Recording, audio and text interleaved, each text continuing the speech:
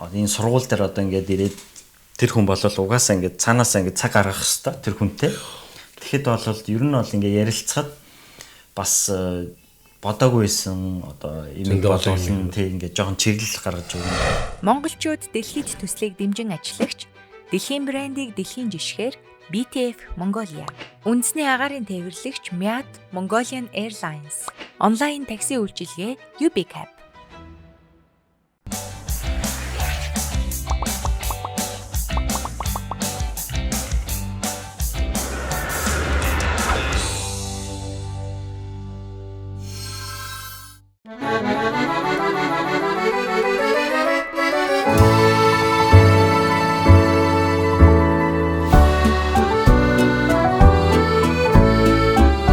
Бидний урилгыг хүлээж авч нэвтрүүлэгт оролцохыг зөвшөөрсөнд баярлалаа. Тэгээд инкмалаа өөрийнхөө тухай товч танилцуулаач. Манай гэр бүлийг бас нэвтрүүлэгт ингээд оролцох боломж өгсөн баярлалаа танд тий. Тэгээд танилцсандаа их таатай байна. Тэгэхээр бид нэр одоо би бол Францд ирээд одоо 20 жил болж байгаа. Ирснээс хойш бол ер нь Францдаа тэгээд сураад дараа нь одоо ингээд үргэлжлүүлээд ажиллаад амьдарч байгаа.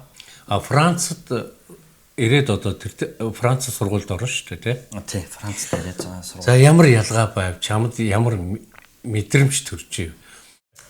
Орчин тэр чигээрээ өөр тэгээд ёс заншил нь өөр, хэл нь өөр. Тэгэхээр Францаар ярьж байгаа мó, англиар ярьж байгаа мó ер нь бол сайн ойлголт. Бараг хятадаар яриад байгаа юм шиг ингээд сонсогдож байгаа юм чинь. Эхэндээ ирээл ер нь бол хурдан сургуульд оруулдаг. Тэгээд сургуульд оруулж нөгөө хурдан хэлээ сургана. Хэлийн сурна гэдэг чинь тэгээд дараа нь ёс заншлын ингээд бас илүү мэддэг болоод ирнэ гэсэн үг те. Тэгээд би ер нь бол Францд ирээд нэг юм шалгалт авдаг. Тэгээд тэр нь бол угаасаа Франц хэлээр ярьдгүй хүн болохоор англи хэл тоогоор шалгалт авчихсан. Тэгээд тэр шалгалтынх нь дүнгийн дагуу бас ингээд англиад ямар ангид орох вэ гэдгийг шууд ингээд шийдээ явдаг. Тэгээд би энд ирээд Францаар коллеж гэж явдаг бол. Тэгэл тэндээс ер нь бол манай багш нар аягүй сайн нэмсэн.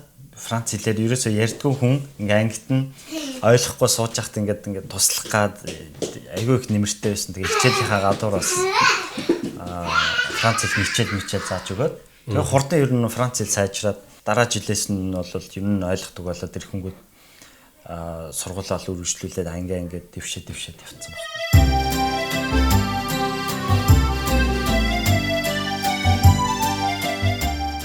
Манай Монголын академик сургалт Францын сургалт хоёрын хооронд арай тийм зөрүү ялгаа ажиглагдсан. Франц гэж одоо ярих юм бол боловсролын систем нь үнэгүй. Тэгэхээр хүн болгон одоо яг боловсрыг би сурыг гэх юм бол бүх хүмүүс боломжтой. Бүх хүн магистрийн түвшинд хүрэх боломжтой.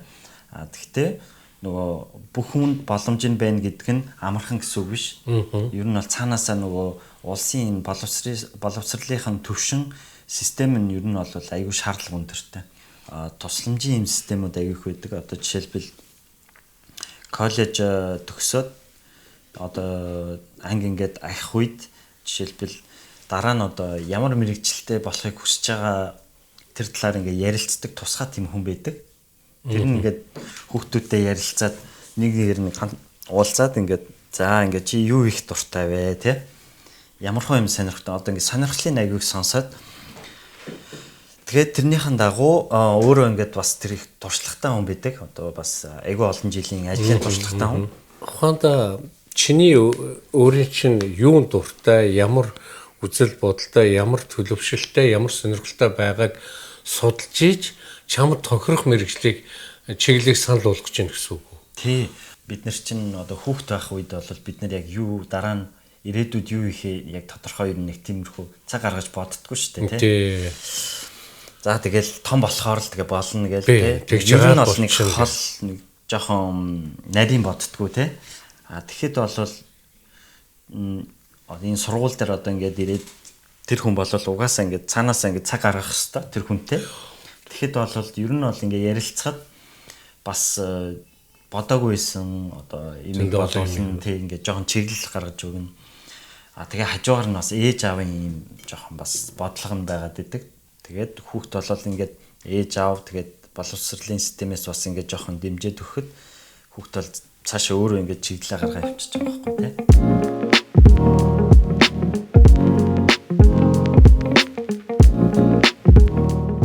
Чивтэр дунд сургуулийн системийн тухай сайн ярьчлаа. За дээд сургуульд орохоор бас системийн онцлог нь юу вэ? Дээд сургууль руу ороод ирэхээр ажил дээр одоо яг юу хэрэгтэй, ямар юм мэдчих хэвээр одоо тэр баазын суурийг тавьж өгдөг. Апрентисаж гэдэг ийм систем байдаг. Тэр нь нөгөө одоо интерншип гэх юм уу? Хагас ингээд сураад, хагас ажиллаж болдог тийм системтэй. Тэгээд би бол тэр системээр 5 жил явсан. Яг магистрат төгсөл, магистрийг хүртэл бас тэгж хийж болдог. Давуу тал нь юу гэхээр яг ингээд сураад хажуугаар нь компани дээр одоо 1 сар сургууль дээр ингээд яг сураад 1 сар компани дээр ажиллана. Давуу тал нь цалинтай ингээд сураад ажиллаад явж болно. Дээрээс нь яг ингээд нөө сонгосон өөрийнхөө сонирхсан компани дээр очиод ингээд нөө дадлага хийчихнэ. Яг бас нөө компанид очиод ингээд ажиллахаар айгүй их юм хурдан сурдаг тийм. Туршлагатай хүмүүс айгүй их болохоор гоё шинэ арга зөвлөж ингээд нөө заадаг болохоор хурдан юмыг бас сурна. Тэгээд сургуультай бол бүх юм онлынхаа мэдлгүүдийг ингээд сураад яг хуу сул тал нь гэвэл нөгөө амралт байхгүй. Амралт ч одоо яг нөгөө ажилчин шиг л яг өөрөө амралтаа тавиад ингээд ийш тийш амралтанд явж болно гэсэн. Гэхдээ ер нь бол залуу хүмүүст ингээд ажиллаад цалинтай ингээд сураад явна гэдэг бол айгүй давуу тал байгаа байхгүй тий. Гэхдээ нөгөө талаас сургууль нь бас шаардлагатай. Гэрээгээ зурхтаа бид нэр одоо онлайн хичээл дээр иймэрхүү ингээд чиглэлээр ингээд явна. Одоо энэ оюутны хийж байгаа ажил нь энтэй нөгөө нэг бас дагалдаж явах хэрэгтэй. Зүгээр ингээд очоод тэр хүн жишээлбэл ингээд зүгээр кофе зөөгөөд ингэдэг байх юм бол болохгүй шүү. Ер нь бол нэг 2-3 сартаа нэг ирж нөгөө компани ямар үйл ажиллагаа явуулж байгаа ирж шалгадаг. Сургуулиас нь очиж шалгана. Тэгээд дээрэс нь нөгөө нэг угаасаа компанид ямар үйл ажиллагаа хийж байгаа танилцуулга угаасаа ойр ойрхон хийх ёстой сургуультай үйл ажиллагаагаа танилцуулаад тэгээд жилийн сүүлээр угаасаа нөгөө яг том танилцуулга хийх ёстой байдаг. Холон багш нарын хурдлаар танилцуулга хийгээд тэрийг бас ингээд дүгндэг ямар ажил хийсэн тэрэндээ яаж ингээд өөрөө тийм бодож сэтгэж бас сэтгэл гаргаж ингэж бас тэрийг гоё хөгжүүлээд гоё төсөл болгосон эднэрээ бас ингээд танилцуулах ёстой. We encourage the right attitude. Prioritize safety.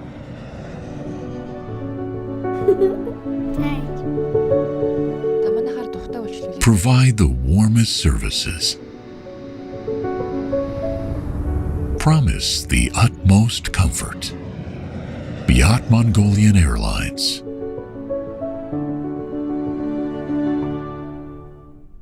Миний ер нь бол гол сонгосон мэрэгжил бол үйлдвэрийн автоматжуулалт систем гэж явдаг. Тийм. Ундаа хийдэг одоо ийм үйлдвэр байх юм бол тэр бүх одоо машинууд нь ундааг үйлдвэрлэдэг машинууд нь одоо хүн ажиллахгүй тийм. Тэрний оронд бол автоматжуулсан ийм машинууд байдаг. Одоо тэр машинуудыг бүгдээрийг ингээд удирдах хамт ингээд ажиллуулдаг хүн оролцохгүйгээр ажиллах одоо ийм одоо системийг л автоматжуулсан систем гэж байгаа байхгүй тийм. Би анхаарахтаа компани Française des Grands Vins гэдэг энэ нь болохоор нөгөө Францын номер 1 ориглон дарсны компани. Шампанс. Би яг өөрөө нэг амар шампанск дуртай хүн бишээсэн. Гэхдээ яг ундаа хоолны ийм салбарт ийм үйлдвэрийн процесс бол аюу сонирхолтой санагдав. Тэгээд очоод дарагтаа нь уулзаад ингээд би энд ингээд би дадлага хиймээр байна гэд ярьслахаа өгөөд тэгсэн чинь тэгээд авъя гэд тэгээд эхнээсээ аваад бас их гоё хүн дээр таарсан компани их гоё бас аюу сонирхолтой төслүүд явагдажсэн. Тэгээд тэр үед яг гоё зөв үед нэрээд тэгэл тэр компанид 5 жил яг ингээд дадлага хийгээд ажиллаад явсан байхгүй. Тэгээд ер нь бол намайг тэр үед ирэхэд яг шин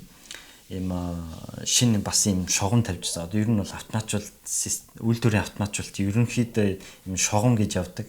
Олон автоматжуулсан машинуудыг ер нь бол ингээд бүгдээрингийн хамтдаа тий удирдах байгаа л гэсэн үг шүү дээ. Тэгээд тэр шин шугамаа тэр чигээр нь яг надад ингээ хариуцуулаад өгцөн. Тэгэхээр ер нь бол тэрийг ингээ хөгжүүлэх, сайжруулах талаар бол ингээ хариуцсан авчаар айгүй сонирхолтой байсан. Сурах юм айгүй ихтэй. Тэгээд тэр шугамдаа бол эхэндээ цагийн 20,000 шилэн ориглон дарсан ингээ савладаг байсан. Нэг цагт. Нэг цагтаа. Тэгээд тэрийгээ бол бүр 40,000 болгосон. 40,000. Тэгээд чадлаа нь 2 дахин нэмэгдүүлсэн. Тийм. Тэгээд нэг цагтаа ер нь 40,000 гэдэг чинь нөгөө тэр хоосон шил ирээд тэгээд бүр ингээд картонд нь савлаад бүгдээр ингэ үрж тавиад боогоод машинд хийж байгаа. Одоо яг процесс нь багхгүй тийм. Тэгэл тэр энэ бол тэр чигээр ингээд яг автоматжуулсан үйл ажиллагаагаар хийгээд тэгээд ер нь бол тэр компанида 5 жил яг энэ төсөл дээрээ ингээл үргэлжлүүлээд ажиллаа. Тэгээд ер нь бол 5 жилийн дараа энэ нөгөө инженерийн автоматжуулсан системийн одоо инженерүүд ажилладаг юм жижиг компанид орсон. Тэр компани нь болохоор ийм smart building чиглэлээр ингээд мэрэгчсэн. Ийм ухаалаг барилгын ийм технологи нь бас жоохон үзээд авъя гээд. Тэгээд тийшээ ороод тэндээ ингээд ажиллахад бол нөгөө жижиг компани давуу тал нь гэх юм бол бүх үе шат дээр өөрөө ингээд оролцоод хийх боломжтой. Одоо үйлчлүүлэгчтэйгээ уулзна. Тэгээд хамт ингээд төслөө яриад тэгээд санхүүгийн талаар бас үйлчлүүлэгчтэй шууд яриад тохиролцоогоо хийн. Дараа нь тэгээд ингээд тэр бүх төслөө хэрэгжүүлэх код мод бичих хэрэгтэй бол тэрийгээ бас ингээд хийх боломжтой. Тэгэхээр яг нөгөө жижиг компани давуу тал нь туршлага бол айгүй олон яг ингээд олон тал дээр туршлага суух боломжтой. Тэгээ хурдан. Тэгээд тэр компанид 4 жил ажиллаад. 4 жил ажилласан. За 4 жил ажиллаад тэгээд тэндээс гараад Siemens руу орсон байхгүй. За нэг юм асууя. Чи ингээд Siemens-д орохын тулд 2 компанид амжаад 3 дахь дээр чи орчин тий. Францын компаниуд хүнийг ажилд авахдаа яаж шалгадгийг, ямар шалгуур тавьдгийг, яаж шалгаж авдгийг. Францын компаниуд бол ер нь өөрийнхөө анкетыг өгнө шүү дээ. За эхлээд анкета явуулна. Тэгээ хажуугаар нь бас нэг юм захиа явуулдаг. Lettre de motivation гэдэг. Тэр нь болохоор нэг хуудсан дээр өөрийнхөө ер нь бол энэ местэнд яагаад ормоор байгаа гэдэг. Яагаад авах энэ намайг авах ёстой юм гэдэг. Тэрийг ингээд ер нь бол ерөнхийдөө бовн тавчхан танилцуулдаг. Тэгээд ингээд тэр компани руу бол хандаад явуулчихна. Тэгээд тэрнийхэн дагуу дараа нь бол ингээд ярилцлаганд орно. Компаниас сонирх яг хэрэгтэй ингээд хардаг мэдээллүүд нь гэвэл сурсан чиглэл те сургуульд ямар дипломтой байгаа. Тэрийг нь бол аягүй чухал. Тэгээд ямар чиглэлээр сурсан бас тэрний аягүй чухал. Тэгээд зарим компани бол бүр яг ямар сургууль сурсан бүр нарийн хардаг. Тэр хүний бас зүгээр ажлын гадуур зүгээр хийдэг бас нийгмийн идэвхч юм уу те хобби мобиг нь бас ингээд асуун. Тэр нь бас энэ хүн энэ компанид ингээд ажилд авахад бусдаагаа ингээд бас гоё ив найртай нийцтэй байх нь тэрийг бас ингээд айгу тооцож үздэг. Дарга нь бол яг хуу илүү юм нөгөө чадвар, туршлага тэгээд диплом ингээд илүү их ажиглаж харна. Хүний нөөцийнх нь бол их хүнийг танихтай илүү сайн. Тэрэндээ ингээд ер нь тиймэрхүү өөрсдөө чадвартай байдаг хүмүүсийг авдаг. Тэгэхээр тэд нар бол ингээд зүгээр ингээд ярилцаад асуулт асуугаад ерөнхийдөө энэ иймэрхүү хүн байна гэдгийг бас саналаа өгнө. Тэгээд дарга нь хүний нөөц хоорондоо ярилцж байгаа. Тэгээд шийдвэр гаргадаг тийм. За тэгээд Siemens бол герман компани. Айгүй олон салбараар нэр хүндтэй болохоор яг зөвхөн энэ яг чиглэлийн нь бас ингээд нарийн өгөхөд жоох хэцүү. Гэхдээ ер нь бол дэлхийд номер 1 байдаг салбар нь бол автоматжуулалт. Автоматжуулалтын системээрээ бүр айгүй сайн хөгжсөн. Тэгээд ер нь бол айгүй нарийн айгүй хурдан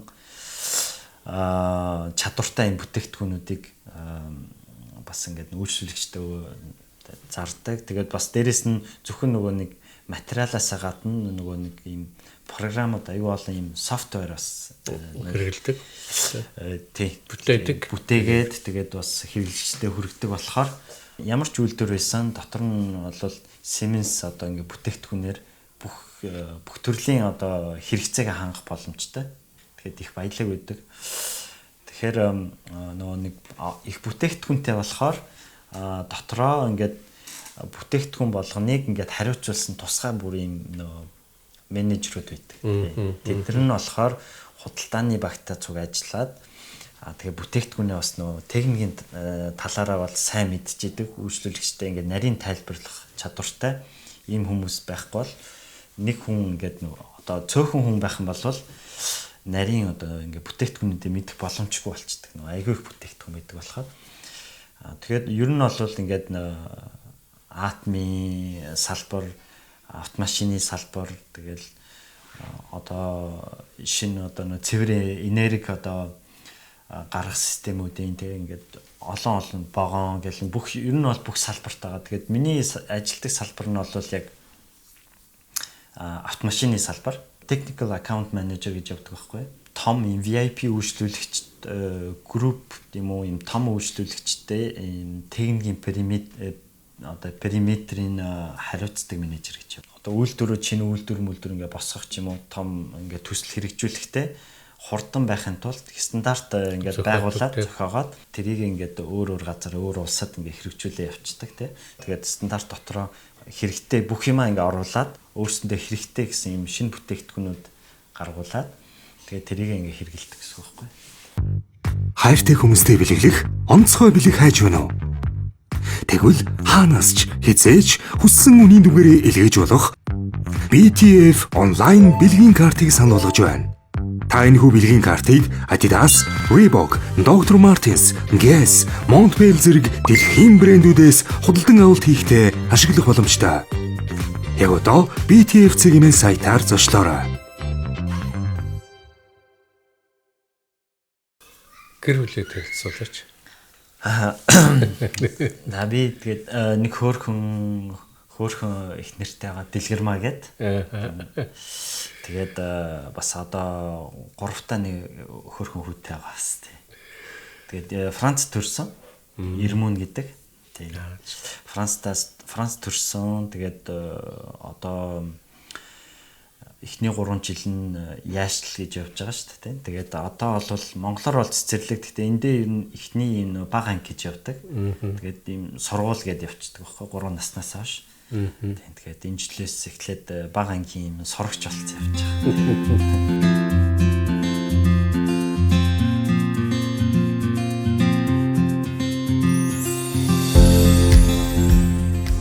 Бид хоёр анх үерхэд эхлэхдээ яг энэ нөгөө сэн мөрөн дулаахан үерч ингээд алхаж малхаад ингээд хамтдаа цаг өнгөрөхөд айгүй гоё ингээд орчинтай.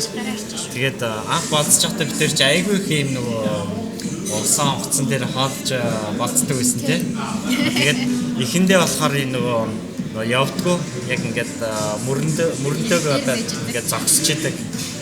Тийм усан онгоцон дээр ингээд болцоод хамт хоолж болцоод тэгээд дараа нь явандаа бас ингээд явдагтан суугаад тэгээд бисээс одоо бодоход тийм ч бас өндөртэй болцоорч байгаа байхгүй. Тэгээд бас ойтон цэцэнгээр болцож идэг гэсэн байгаа бас нилийн явдаг гэсэн тийм. Тэр чи ойтон махтаа болоод бас ер нь аягүй хөдөлгөөнтэй байсан тийм. Ер нь гадуур их явдаг.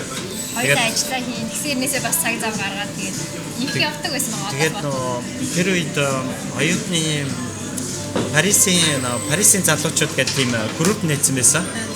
Тэр нэг зорилго нь юу байсан гэхээр дэги санаачлаад анх гаргаж ирсэн байхгүй. Тэгэхээр би дэгид анх тэгж танилцчихсан. Яг Парист байдаг ингээд оюутан залуучууд удаан амьдарсан залуучууд шинээр ирж байгаа залуучууд ингээд хооронд ингээ уулзаад бас туршлагаа ингээ хуваалцъя гэх тээ. Тэгээд анх ингээ танилцсан. Тэгээд тэр группт маань аягүй олон залуучууд байсан. Тэгээд тэр үедээ өөрсдөө туршлагаа хуваалцаад тэгээд үргэлжлүүлж байгаа дараа нь ажил ихтэй болоод ирэнгүү тэгээд ер нь бол явандаа тэр үйл ажиллагаа жоохон багассан байгаа. Ер нь гэр бүлийн найзууд гэдэг энэ гэр бүлэрээ найздаг найзууд олон байгаа. Зөндөө олон байгаа. Яг үеийн залуучууд одоо бид хоёр шиг ингээд анх би танихгүй байж байгаа хоорондоо хамт амьдсан нөгөө биенийхэн бүр ингээд түүхийг амар сайн мэдэн яаж танилцсан те. Тэгээд одоо бас адилхан эхнээсээ хүүхдүүдтэй болоод ингээд амьдарч байгаа олон найзууд байгаа. Бүгдээрээ ер нь бас хариуцлагатай ажил хөдөлмөр хийдэг. Өөрөөсөө ажиллаж байгаа салбартаа ер нь бол бас үзсэн тийм нэг юм Монгол найзууд зөндөө байгаа.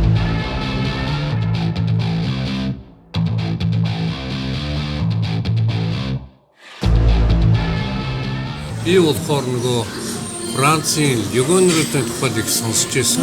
Нэг YouTube дээр харсан чинь Монгол дуу заагаад өгсөн. Тэгээд нөгөө дуу дуудаад.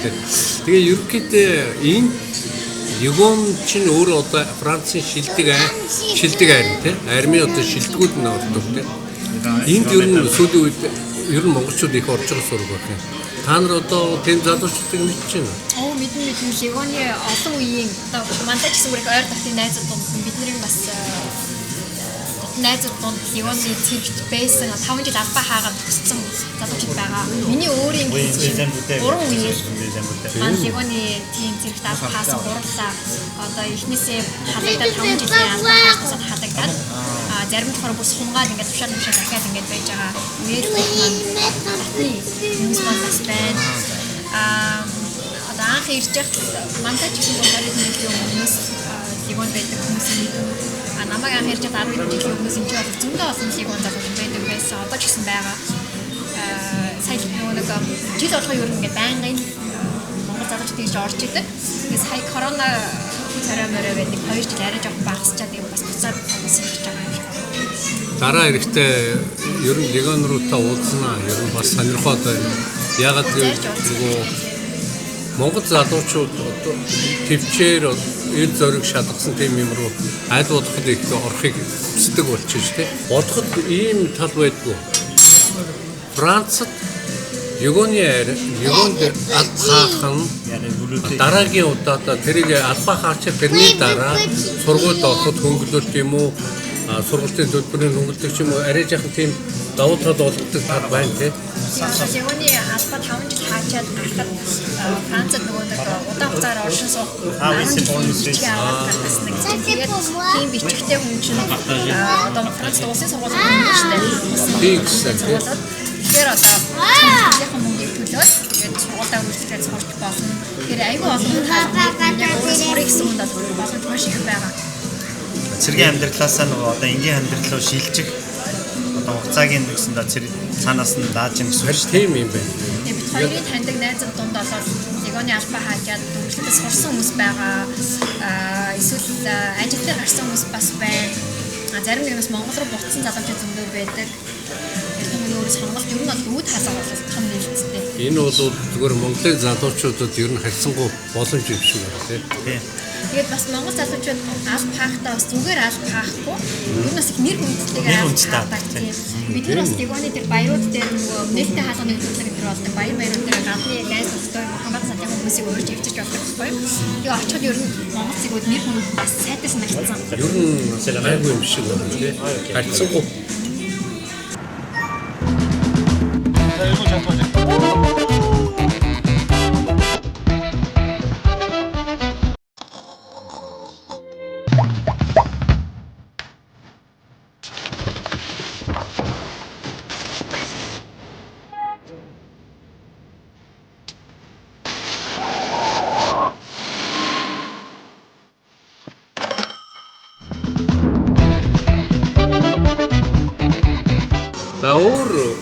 ер нь Францад монголчууд өөр ер нь ямар ажил дээр голдуу байна. За.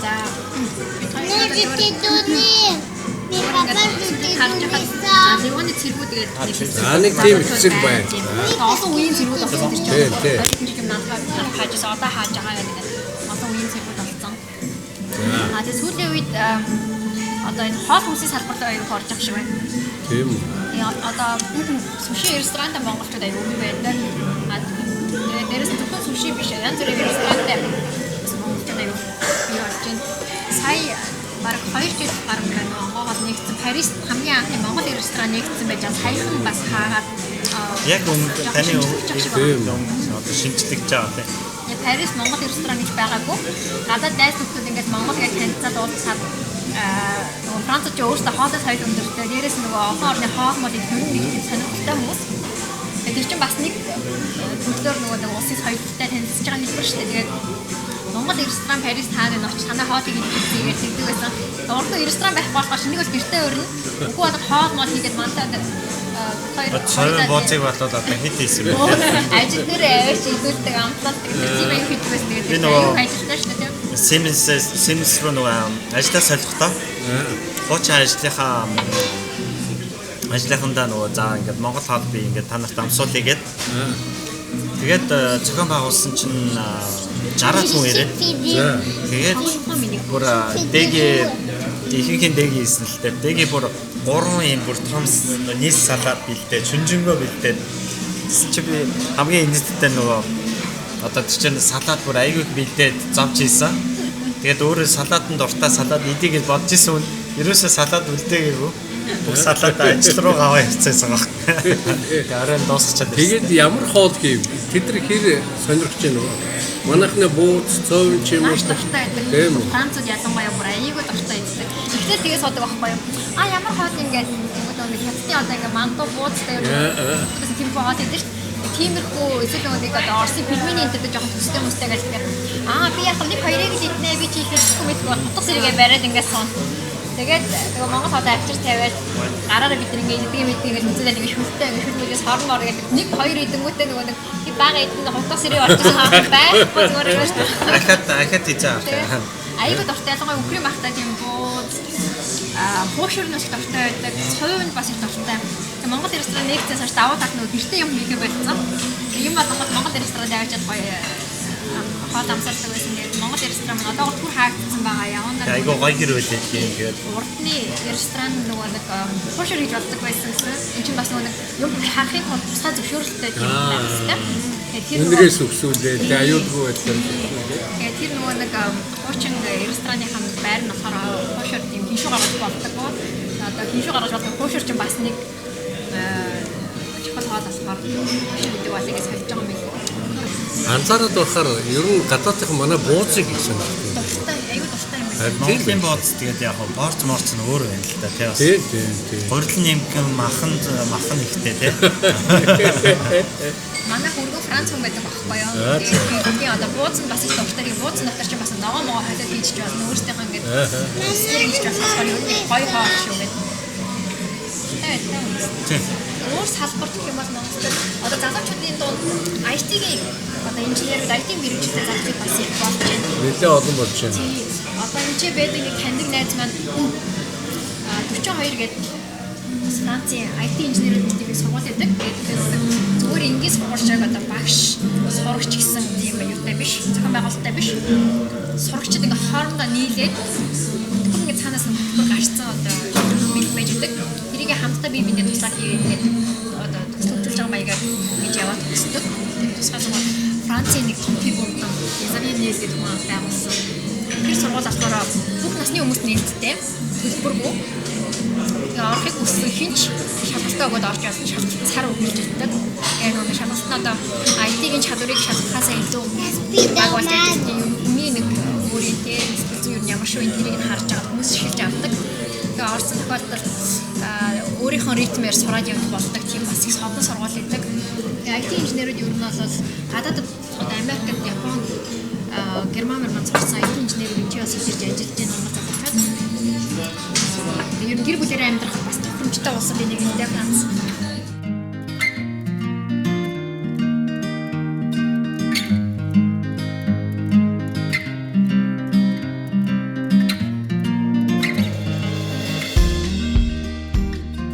Ирээдүйн зорилго юу вэ? Ирээдүйн зорилго гэх юм бол угаасаа Монгол хүн бол цогцох юм чадвар бас байна гэдгийг би бас жоохон мэдрээд. Тэгээд яг зөвхөн ингээд Францтай ингээд сураад ажиллаад ингээд амьдраад тах юм бол бас боломжтой. Нэг хийж байгаа юм бас удаан хугацаагаар бас хийхгүйгээр нэг юм хийж байгаад бас ингээд гоё туршлагатай болоод ирэх юм бол тэр туршлага бас өөр салбар дээр ч юм уу ашиглаад бас тэрийг ингээ гоё хөгжүүлээд өөр улсад очих юм бол бас өөр соёлын ингээд үзээд тэр хүмүүс нь яаж ажиллаж байна бас улс болгон өөр байдаг. Тэндээс нь бол аль болохоор суралцахыг хичээж байна. Ер нь Монгол бүрмс очих гэсэн бодол байна уу? Францд юм уу ингээд одоо Монголоос хол байхаар бол нутгаа угаасаа сана. Одоохондоо бол яг Монголдо ингээд бүр буцъя гэсэн бодол бол байхгүй. Гэтэ холын бодол гэх юм бол ер нь одоо яг манай монголчин бас айгүй гоё хөгжөөд ер нь бол бас их гоё болж байгаа. Тэгээд явандаа бол улам гоё болно. Яг ямар ч улс ингээд хөгжихэд бас үйлдвэр ингээд айгүй сайн хөгжих хэрэгтэй. Автоматжуулах хэрэгтэй. Хурдтай байх хэрэгтэй. Тэгэхээр ер нь тэр талаар ингээд яг хэрвээ ингээд хэрэгцээ ингээд гарах юм бол Монгол руугаа буцаад тэндээ ингээд ажиллахад бол асуудал байгаа байхгүй тийм. За галаахтай таны айгүй гоё нэвтрүүлэг хийх юм байна. Сэтгэл айгүй сэтгэл гаргасан гоё нэвтрүүлэг хийх. За таны дараагийн нэвтрүүлэг өшөө тэгээд амжилттай гоё бас гоё хүмүүс танилцсан. Өшөө гоё залуучуудтай танилцаад те. Өшөө өргөн бас ингээд залуучууд хэрэгтэй мэдээллүүд нь ингээд очоосоо гэдэг. Ерөөл баярлалаа. Тэгтээ энд хамгийн гол нь бид нар бүтээгээд байгаа юм биш. Бид нар хамтдаа бүтээж байгаа байхгүй юу? Оролцогч нь өөрөө энэ маш олон бидний мэдхгүй маш олон мессежүүдийг бас өгч байна. Та нарын хийж ярьж байгаа болгон өнөөдөр энэ нэвтрүүлгийг бүтээж байгаа хамт бүтээж байгаа бүтээгчд байна. Тэгэхээр бүгдээрээ хамтдаа ингээд Монголын залуучууд бас Монгол орны хөгжлийн төлөө дээр нь бидэрт хамгийн чухал Монгол хүний үндэс нь гэдэг зүйлийг илүү өргөж ингэж гаргаж ирэх цаг нь болсон. Тэгэхээр энэ бол та нарын үе. Та нар бидраас илүү харь оронд Монгол хүний үндэсийг илүү тодорхойлж өргөж гаргаж ирж байгаа. Бас Монгол хүн гэдэг брендийг үүсгэж байгаа том боломж бол та нар юм шүү. Та нарт амжилт хүсье. Маш баярлалаа. Нэр тиймсэн тийм. Нэрээ хүч Францад энэ юу тулгахтаа тулгаж байгаа хүнийхээ заавал өдрөө харах. За чи наашаар. Дээрээс нь тийм үү. Одоо 2 хүн тулгачаад нэг ингээд толгохгүй. Бас энэ соёлыг бас мэдж ямар юм бэ? Монголд очиод вино уух юм бол цөмөр өдрүүл гөлрөөд байна. Хараад байна. дээр үедээ монголчууд ч нэг ядам уранда мөнгөн тийм. бүгд Сэржим өргөдөг байсан ш тэр чинь бас нэг хор байна уу юм монгол хаалт харж марлах тийм зэрэгсэн. Энэ нүд рүүгээ хардаг тийм болтой юм шиг байгаа. Дээр үед ч би хардаг байсан юм уу тийм хэцүү байсан юм шиг байгаа. Яг нэг үнэн байна уу те? Нэгэр тавилбарт бас нэг Герман одоо Европын орнууд бас нөгөө пивэ аюу хүчтэй тулгаад ингээд дээр үед холиод. Харж нэг хайлгаад бибинийх руугаа холиод ордог тийм хайлж ордог. Тийм зайшлын бас нөгөө нэг хормор байнаар шалгуулгаас өнгөж гарсан. Бас өвөлтэй юм шиг байна тийм.